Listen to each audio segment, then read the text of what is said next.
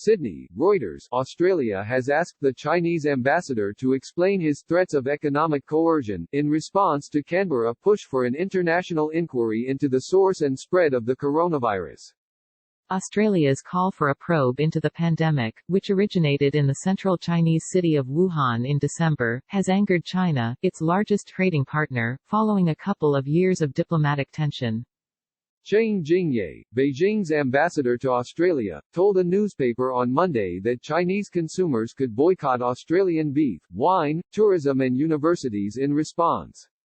Australian Trade Minister Simon Birmingham said Australia was a crucial supplier to China and that Australia's resources and energy helped power much of China's manufacturing growth and construction. He said Cheng had been called by the Secretary of the Department of Foreign Affairs and Trade to explain his comments. Australia is no more going to change our policy position on major public health issues because of economic coercion, or threats of economic coercion, than we would change our policy position in matters of national security, Birmingham said on ABC Radio. The Chinese embassy published a summary of the conversation on its website, which said Cheng had flatly rejected the concern expressed from the Australian side. Cheng also said the fact cannot be buried that the proposal is a political maneuver, according to the statement, which added that Australia was crying up wine and selling vinegar, when it said the proposed review would not target China. Chinese Foreign Ministry spokesman Zheng Shuang denied the ambassador's comments amounted to economic coercion. The Chinese ambassador to Australia is talking about the concerns of the Chinese people, who disapprove of certain wrong actions by Australia lately, Zheng told reporters in Beijing.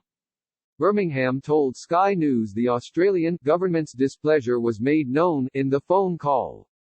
China accounts for 26% of Australia's total trade, worth around $235 billion Australian dollars, $150 billion in 2018-19, and is the biggest single market for Australian exports such as coal, iron ore, wine, beef, tourism and education.